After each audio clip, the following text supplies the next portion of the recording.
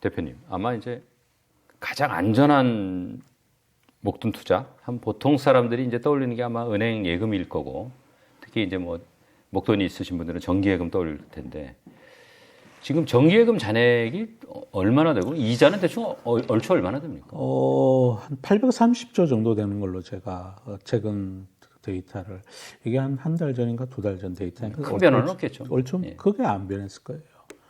금리는 그냥 3% 미만이라고 보시면 될 것 같고요. 그거는 뭐 어떤 우대 고객이냐 아니냐에 따라 약간 차이는 있는 것 같고, 그래도 대략 한 3에서 2.5 사이 그 정도의 분포에 있다 보시면 될 것 같아요. 이자율이. 예, 그렇습니다. 이게 이제 그러면 은행도 어쨌든 이문이 나야 뭐 그렇습니다. 이자를 줄 거 아닙니까? 그러면 이렇게 받은 돈을 은행은 이자 주기 위해서 어떻게 운영을 합니까? 뭐 은행이 고객들이 돈을 그렇게 맡기면 대출해 주는 쪽으로 일부가 가고, 또 일부는 지준 예치금으로 가고, 일부는 유가증권을 운용하는데, 대부분 은행들은 이제 채권을 구입하게 되죠. 예. 이제 제가 첫 직장이 은행의 자금증권부였어요. 예. 그래서 이제 거기 할당이 오면 그걸로 이제 그것만큼 국채를 사고, 그러면 국채를 사는 순간 확정적으로 돈을 벌어요. 듀레이션을 갖게 한 상태에서 가령 3%로 지금 하여튼 뭐 2.8%, 3%로 고객에게 이자를 주고, 대신에 그 돈을 가지고 3.9%짜리 국채를 사면 예. 0.9%가 남는 거니까 그렇게 운용을 하죠. 그런데 그거를 우리 국민들은 이제 은행 정기예금만 안전한 줄 알고 지금 그것만 하고 계시는 거죠. 그래서 은행 입장에서 보면 그렇게만 옮겨가면 그건 땅 짓고 헤엄치기인 거죠. 돈도 많이 들지 않아요? 은행에 맡기는 이유는 아마 이제 안전하다. 네. 이게 이제 가장 큰 이유일 것 같아요. 네. 특히 이제 보통 연령대가 높을수록 또 어떤 분들은 이제 야 이거 주식 위험한 거 아니냐 이런 말씀도 이제 하시는 것 같은데, 그렇다고 하면 자 그분들이 원하는 안정성을 확보하면서 그래도 은행 예금보다는 훨씬 나은 그런 투자 수단이 지금 말씀하신 거 들어보면 뭐 채권일 수 있겠어요. 그러니까 은행보다가 국가가 더 안전하죠. 왜냐하면 은행에 예금을 하면 뭐 최근 뉴스 보니까 이제 예금자 보호 한도를 올린다 그러는데, 예금자 보호를 누가 하냐면 국가가 해주는 거잖아요. 예. 물론 예금 보험료를 각 은행이 예금보험공사에 내고 그걸로 이제 보장해 주는 형식을 취하지만, 예금보험공사는 국가기관인 거고요. 그 은행보다는 국가가 더 안전한 거죠. 그 은행에 예금을 하면 나는 예금자의 지위를 갖는 거고, 국채를 사면 나는 채권자의 지위를 갖는 거예요. 예. 국가에 대해서. 그리고 국채를 매수했을 때는 은행에 예금을 하는 것보다는 안전하죠. 그건 분명합니다. 그리고 5천만 원만이 아니고 전액이 보장되고 만기까지 갖고 있으면. 그렇죠. 예, 대한민국 정부가 망하지 않으면 만기까지 갖고 가면 그 처음에 발행했을 때 내가 만기에 얼마를 상환하겠다 하는 게 거기 나와 있어요. 채권마다. 그 가격에 반드시 상환합니다. 대한민국 정부가 망하지 않으면. 그러니까 은행 예금보다 안전한 거죠. 근데 이게 신용 등급이 더 높죠. 근데 일반 이제 금융자산을 갖고 있는 분들 네. 중에 그런 사실 자체를 참 모르시는 분들이 많지 모르죠. 않습니까? 모르는 분들이 너무 많아요. 그래서 저는 그것도 공교육이 안 돼 있어서 그런 거 아닌가. 그러면 그 사이에 그 차이를 이제 은행들이 마진을 취하는 거죠. 가령 대출을 해주는 거는 품이 많이 들잖아요. 그죠? 예. 가령 3%로 조달해서 뭐 4.55%로 대출해 준다 그러면 그거는 품이 많이 들죠. 뭐 대출 처리도 해야 되고 전산망을 많이 쓰고 그러게. 그런데 3% 이자 주고 3.9% 국채 사는 거는 품이 하나도 안 들죠. 주문 한 번 내면 되니까. 그리고 대출을 해주면 차주가 떼일 수도 있잖아요. 연체도 되고. 연체되고. 이제 국채에 투자한 거는 아무런 위험이 없죠. 그러니까 듀레이션 미스매치 했을 때 일시적으로 위험이 생길 수 있어요. 그런데 뭐 그것만 두레이션을 예를 들어 만기 5년짜리 정기예금 가입한 돈을 만기 5년짜리 국채를 샀다. 위험이 하나도 없는 거예요. 그 사이에 확정적으로 거의 100bp 1% 정도 0.9%뭐 이렇게 차익을 은행들이 가져가고 있는 거죠. 우리 개인 투자가분들이 누릴 수 있는 거를. 네, 그렇습니다. 이게 이제 채권이 상대적으로 지금 은행 정기예금보다 자 이자가 높다. 이런 거 말고 또 어떤 장점이 또 있습니까?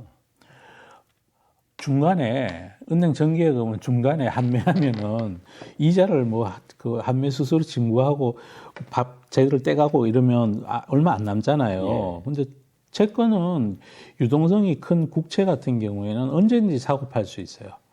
큰 손해 없이. 그 차이가 있고 또 하나는 은행 예금은 예를 들어 지금 금리에서 가령 이제 그 수익률 뭐 금리가 3%일 때 정기예금을 가입했는데 금리가 가령 정기예금 금리가 1%로 떨어졌다. 그래서 자기가 10,000원을 정기예금했는데 만 원이 11,000원 되지 않거든요. 그냥 10,000원에 있는데 채권은 지금 3.9의 국채를 사서 1년, 2년 뒤에 금리가 1.9로 갔다. 그럼 원금이 증가해요. 예. 근데 여기서 하나 주의하셔야 될 거는 저는 그때도 유예가 또 될 것 같은데 우리 지금 그 지난 정부에서 주식, 채권, 펀드 이익금에 그러니까 매도 이익금의 20%를 가세하는 그걸 만들어져 있고 유예돼 있는 지금 2년 유예대가 2025년 12월 말까지는 유예가 돼 있어요.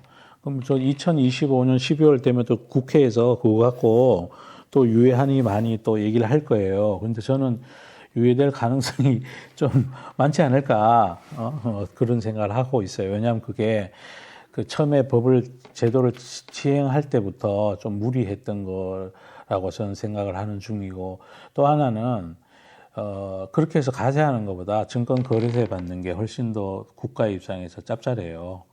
수익이 더 좋아요. 근데 그거를 거래세도 받고 이것도 받고 이중으로 받는 거는 법리에도 안 맞잖아요. 그 조세법의 법리에도 안 맞아서 둘 중에 하나를 포기한다면 시장이 오르든 내리든 간에 받는 거래세가 시장이 올랐을 때만 받는 양도세보다는 국가 재정에 더 도움이 될 거라고 자기들이 생각할 거거든요. 실무자들은. 그래서 그건 좀 연계되지 않을까 싶어요. 또 그 국가에도 낮고. 세금을 매기는 기준은 어떻게 됩니까? 요 세금은 이자에 대한 세금은 이렇습니다. 이제 정기예금은 3% 이자를 받으면 14% 이자 소득세를 내고 거기에 10% 농특세를 내요. 15.4%의 세금을 원천 징수를 하는 거죠. 이제 원천 징수를 하면 그걸로 세금이 끝나는 거고요. 그렇게 해서 남은 게 전체가 뭐 부부 합산해가지고 2천만 원인가 얼마 넘으면 또 금소 종합과세로 넘어가고 그러는데 그건 뭐 돈 많으신 분들 얘기고 채권도 똑같이 15.4%의 원천 징수를 하는데 가령 국민주택 일정 채권의 경우에는 할인채 형식으로 발행이 되거든요. 그러니까 매년 이자를 주지 않고 연 1%의 이자만 만기 5년짜리니까 5년 동안 쭉 주고 5년 동안 쭉 누적해서 복리로 한 다음에 만기에 채권을 발행할 때는 10,000원에 발행한 게 만기에 1,510원을 돌려줘요. 그리고 그 부분은 이제 이자 소득세 측면에서 절감되는 거죠. 많이 줄어드는 거예요. 그럼 그것까지 감안한다면 정기예금 가입하는 거하고 정기예금은 3%를 가입했을 때 15.4% 빼고 나면 2몇 퍼센트, 2.64인가 뭐 얼마 나오겠죠. 근데 그거에 비해서는 얘가 훨씬 더 아마 한 0.22% 정도는 세금에서도 우대를 받는 것 같아요. 네. 이게 정확하게 세무를 해보셔야 돼요. 예, 그거야 뭐 이제 어림으로 해보시면 될 것 같고 지금 아까 이제 말씀하실 때 채권은 여러 가지 상황 변화에 따라서 평가 이익이 발생할 수 있다고 하셨는데 사실 그걸 뒤집어 보면 값이 이제 떨어질 수도 있다는 얘기거든요. 떨어질 수도 있습니다. 이것도 일종의 이제 어떻게 보면 위험이고 리스크인데 이런 거는 그러면 어떻게 계산을 해야 되는 거예요? 그때 안 팔면 돼요.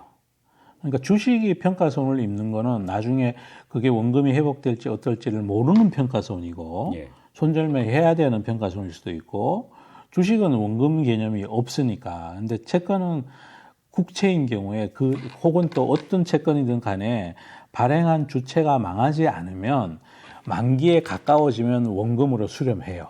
예. 그 회사가 발행하면서 내 만기에 당신한테 얼마 줄게라고 했던 그 가격으로 만기가 짧아질수록 거기로 접근해 버린다고요. 그래서 만기날 되면 딱 그 금액이 돼 버려요. 네. 그러니까 이게 뭐 급하게 정말 뭐 떨어진 상태에서 팔아야 되는 것만 아니면 뭐 크게 뭐 손해 볼 건 없다 이런 말씀이시네요. 그러니까 그 시경이 되면 정기예금 금리도 같이 떨어져 있을 건데 정기예금 가입한 사람은 3%에 가입한 사람은 지금 가입하면은 4%를 준다고 쳐요. 그러면 그럼 지금 가입하면은 4% 받는데 내가 1년 전에 가입해가지고 3%가 됐다. 금리가 오른다고 가정을 했을 때. 그런데도 손해라고 표시를 안 해주는 뿐이에요. 근데 채권은 손해 났다고 표시해 주는 거예요. 똑같죠, 결국은. 네. 우리 프로그램에서는 채권에 대해서 잘 모르시는 분들 대상으로 네, 이제 네. 말씀을 나누는 거니까 네. 좀 선행 지식이 이렇게 많지 않은 분들 네, 네. 기준으로 해서 네. 뭐 복잡한 거 말고 네. 야, 요 정도 알면 채권 투자할 수 있다. 좀 기본 지식 좀 말씀 좀 그러니까 정리해 너무 신용도가 낮은 기업이 있어요. 네. 이제 일반 사기업 중에 우리가 아는 회사가 아닌 회사들, 기회에 익숙하지 않은 기업들, 심지어 대한항공조차도 우리는 익숙한데 채권 시장에서는 위험도가 있다고 평가해서 국채보다가 제법 높은 수익률로 거래가 돼요. 예. 그러니까 이자를 많이 취할 수 있다는 거죠. 근데 그것도 앞날을 모르니까 다 제하고 저는 정기예금 하는 것보다는 국채 투자하는 게 낫다. 그건 분명해요. 그거는 하늘이 두 쪽 나도 분명한 사실이에요. 그것도 차이가 얼마나냐 하면 거의 한 1% 차이 나요. 세금 혜택까지 하면. 그러면 1%씩 5년간 차이면 6%가 차이 나는 거고요. 그러니까 1%씩 5년, 5% 차이 나는 거죠. 5%에 1억이면 500만 원 차이 나는 거예요. 그거를 가만히 앉아서 못 먹는 거예요. 왜? 공부를 안 해서. 아무도 안 가르쳐 줘서. 그럼 그 500만 원을 누가 갖고 가냐? 은행이 갖고 가는 거죠. 예. 그렇습니다. 현재 그런 구조라서 저는 위험한 채권을 말씀드리고 싶지는 않고 그거는 모르니까 앞날을. 물론 SK 하이닉스도 채권을 발행하고 SK도 발행하고 롯데그룹도 발행하고 키움증권도 발행하고 우리가 왜 개인들이 신용 쓰잖아요. 그럼 그 돈은 어디서 나오냐? 이렇게 채권 발행해서 조달하는 거예요. 예. 채권 발행해서 채권을 사간 사람한테 이자를 6% 주고 신용 쓰는 사람한테 9% 받는 거야. 앉아서 진짜 돈놀이 하는 거예요. 그러면 가령 이럴 수 있는 거잖아요. 내가 이제 신용을 쓰는 사람이야. 그럼 내가 돈을 벌었어. 벌으면 그 돈 갖고 내가 키움증권 거래를 해. 내가 거래해봤더니 반대매매 칼같이 하고 이 신용과 관련된 채권은 절대 부도 안 날 것 같다. 그러면 한번 해볼 수 있는 거죠. 소액이라도. 근데 그것조차 저는 위험이라고 생각을 하니까 이번에 SG 사건 났을 때 증권사들이 채권을 회수를 못했잖아요. 예. 연속으로 꼬라박아가지고. 국채 해야 된다. 정기예금보다 낫다 이거죠. 제법 많이 나아요. 그러면은 국채는 유동성도 풍부하고. 예, 유동성 풍부하고 일반인들이 좀 접근하기 하루에 편한 수천원 국채는 어떤 종류가 있습니까? 그러면? 국고채가 있고요. 예. 그다음에 국민주택 일종채권이 있어요. 예. 둘 다 국채예요. 신용등급이 A고 국가가 지급을 보증하는 거예요. 그 둘만 하셔도 될 것 같아요. 그 둘만 해도 정기예금보다는 많이 좋아. 특히 국민주택 일종채권은 표면 금리가 1%예요. 그러니까 이자소득세가 거의 안 나가는 거죠. 그러니까 세금은 1% 기준으로 내고 네. 나머지 차익으로 생기는 건 본인이 챙기고 네, 이렇게 되는 거죠. 네, 그렇죠. 그러면 1% 기준으로 15.4를 매기는 거니까 0.154만 내면 되는 거죠. 1억 넣는 사람이 1년에 15만 4천 원만 내면 세금은 다 끝나는 거예요. 그 대신에 얘는 이자를 적게 주니까 채권 가액이 낮게 거래되겠죠. 대신에 예. 나중에 1,510원까지 올라갈 폭이 많은 거고 할인돼서 거래된다는 거죠. 이자율이 낮으니까.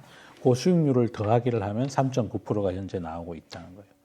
그 대신에 아까 말씀드렸듯이 만기에 상환됐을 때 그때도 채권 매도 차익에 대한 가세가 20% 되는 게 없어야 돼요. 그리고 또 거기 공제 표준은 250만 원 미만은 거의 걸리지도 않아. 예. 그러니까 설사 20%를 얻어 맞아도 이게 더 유리해요.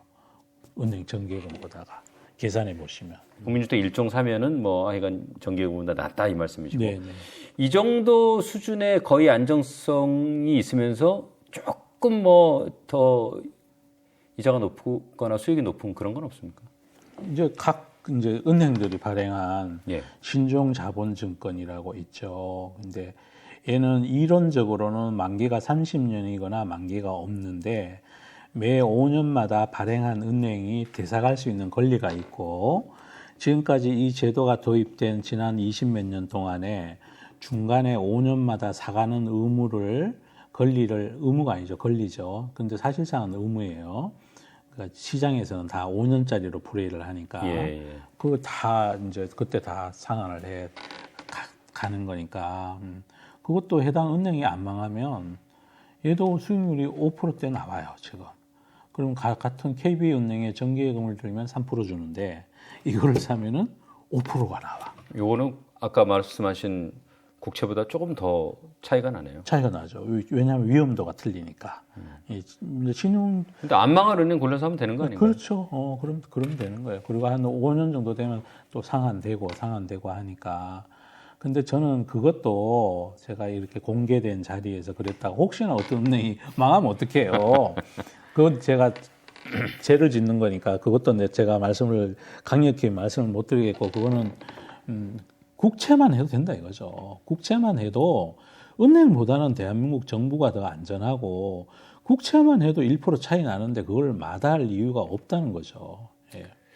그러니까 이게 참 사실은 저희 부모님만 생각해도 증권 주식 산다 그러면은 야 그거 좀 위험한 거 아니냐 이렇게 말씀하신단 말이에요. 그래서 늘 이제 뭐 은행에 예금만 하고 그러시는데 이게 좀 오늘 말씀 들어보면 이게 좀 답답한 상황이네요, 이게. 그 위험한 거를 미국 국민들은 70%나 자산의 70%를 그 위험한 주식에 올인해 갖고 계시는 거고 우리나라는 위험하다는 이유로 부동산이 안전하다는 이유로 70%를 부동산에 가 있어요. 세상은 변합니다. 세상은 바뀝니다. 이 신종 자본 증권 아까 말씀하셨는데 네. 이게 이름이 증권인데 분류는 채권으로 되나 봐요. 어떤 채권입니까? 이 특징이. 이제 은행이 자본을 확충하기 위해서 발행하는 거예요. 근데 채권은 채무니까 부채로 잡히게 되는데 은행 입장에서는 위험 자산을 영업을 많이 하려면 자본이 튼튼해야 돼요. 자본의 총량에 따라 가지고 영업의 규모가 정해지는 거고요. 그런데 증자를 하려니 주주들이 뭐라 그러고 또 ROE를 높이려면 차라리 그 자본을 자꾸 늘리면 ROE가 낮아지니까 경영 지표에서 ROE에 미치는 영향도 있고 그래서 이제 국제 결제 은행에서 인정해 준 그러니까 겉으로 보면은 자본인데 사실은 채무인 그걸 신종 자본증권이다 그래요. 그러니까 자본으로 인정해 주려 그러니까 만기를 없애거나 30년으로 길게 해야 되는 거고 그런데 이게 그 주식처럼 배당을 주는 게 아니라 이자를 주게 이렇게 만들어 놓은 거죠. 그러니까 그 사이 그 자본과 채무 어디가 사이에 거기다 위치해 놓은 거예요. 이게 5년 만에 상환을 해주는 건 왜 그렇습니까? 이제 채권 사간 사람들이 그거를 기대하고 사가니까요. 그 이 채권은 외국인들도 좀 들고 있고 그러는데 우리나라에서 한 번도 그거를 어떤 금융기관도 보면서도 하거든요. 근데 한 번도 중도에 5년 만에 다 사가는 거를 안 한 적이 없었고 작년 말에 원화 시장에 자금 미스매치가 있었을 때 흥국생명이 이거를 나 이번에 안 사가고 10년 뒤에 할래 그랬다가 결국은 다 사가지고 갔어요. 그게 마치 5년 안에 안 하면 뭐 하자가 있는 것처럼 이렇게 받아들이나 보죠. 네, 그렇습니다. 그래서 그냥 5년 채권이라고 봐도 사실은 무방해요. 근데 사실이 그렇다는 거고 실체적인 거는 안 그럴 수 있어서 발행 조건상 그래서 제가 국채만 말씀드리는 거예요. 자, 국채는 네. 사실은 그렇게 이 예금을 좋아하시는 분들이 따지는 안정성에서는 오히려 은행은 5천만 원까지밖에 보장이 안 되지만 국가는 뭐 전액을 나라가 망하기 전에는 네, 보장을 해주니까 안정성도 더 높고 네. 또 수익률 자체가 높고 네. 그다음에 세금의 기준도 또 좋고. 오히려 더 네, 세금 네. 기준 가액이 낮고 네, 네. 지금 그렇게 이제 말씀하셨는데 그중에 국채 중에 이제 할인채 형식으로 발행되는 국민주택 1종일 경우에 여러 가지 채권이 있지만 네. 어쨌든 국채만 해도 정기예금보다 낮고. 그럼요. 근데 그거보다 그래도 조금 더 바라면서 또 안정성을 따지면은 좀 말씀하신 은행이 발행하는 네. 신종자본증권. 네. 그건 은행이 망하기 전에는 어쨌든 상황이 되는 거니까 그 정도로 정리가 좀 되는 것 같고. 또 자, 뭐 회사채 중에요. 예. 뭐 이런 것도 있어요. 좀 진짜 다 알고 있는 한국전력 채권. 예. 한국전력이 망할까요? 그러진 않을 것 같아요. 사실 뭐 국가가 대주주 아닙니까? 네네. 그러니까 뭐 그다음에 또 뭐 은행채들 중에도 기업은행, 예. 기업은행이 망할까요? 그다음 또 뭐 한국산업은행 국가잖아요. 기업은행은 국가 지분이 거의 한 70% 넘는 걸로 제가 알고 있고요. 한국산업은행은 그야말로 국가잖아요. 예. 뭐 이제 한국산업은행 밑에 있는 어떤 보험회사가 또 이런 채권을 발행해요. 신종자본을 발행한다고. 금리가 높아요. 하여튼 그런 여러 가지 기회들이 있는데 불구하고 정기예금만 830조 가지고 있는 거는 이 금융민주화에 좀 안 맞지 않을까요? 근데 이게 보통 네. 제가 보니까 이제 뭐 좀 금융자산이 많으신 분들은 자문도 받고 그런 분들은 이거 해요. 하니까 그런 분들은 사실 이런 거 하는데 해요. 이 사실 필부들은 어떻게 보면 야 채권은 그냥 우리랑 관계 없는 거 아니냐 그냥 돈 많은 사람이나 하는 거 아니냐 그런 생각 사실 많이 하거든요. 근데 대형 증권사 핸드폰으로 하는 그 MTS 거기에 채권 사고 파는 메뉴가 다 있어요. 네. 그거 왜 안 하는지 모르겠어요. 주식하고 똑같이 거래되는 거죠. 거의 비슷하게 거래가 돼요. 호가 제시하고 뭐 사고 팔고 다 해요. 그리고 한번 사놓으면 그냥 이자 지급날이 되면 저절로 계좌에 이자가 들어와요. 지금 말씀하신 주식은 아까도 잠깐 언급하셨지만 내가 사고 싶을 때 사고 팔고 싶을 때 팔 수 있는데 전혀 문제 없는 거죠. 네, 전혀 문제 없어요. 그러니까 회사채나 유동성이 없는 것들은 장외 거래가 기관들끼리 최소 거래금이 100억으로 장외에서 거래되는 거거든요. 장외 채권 거래라 해서 그건 증권사에 의뢰를 하면 본사에서 모아가지고 그렇게 트레이딩을 제기해 주는 게 있고 장내 채권 매매가 있어요. 장내 채권 매매는 얼마든지 그냥 주식시장처럼 사고 팔고 해요. 근데 유동성이 제가 적은 거는 권해드리지 않고 국민주택 1종이나 국고채 같은 거는 유동성이 되게 많아요. 되게 많아요. 얼마든지 사고 팔 수 있죠. 자, 그냥 하여간 네. 이제 정기예금만 생각하지 말고 그렇죠. 좀 뭐 꼭 금융 민주화라는 뭐 거창한 걸 네, 떠나서도 네. 어쨌든 돈을 벌려고 하는 거니까 여기 짭짤해요. 예. 그런 면에서는 조금 공부도 해보고 거래도 좀 해보셨으면 좋겠습니다. 네. 오늘 말씀 고맙습니다. 아유, 아닙니다. 도움이 됐으면 좋겠습니다. 감사합니다. 네, 감사합니다.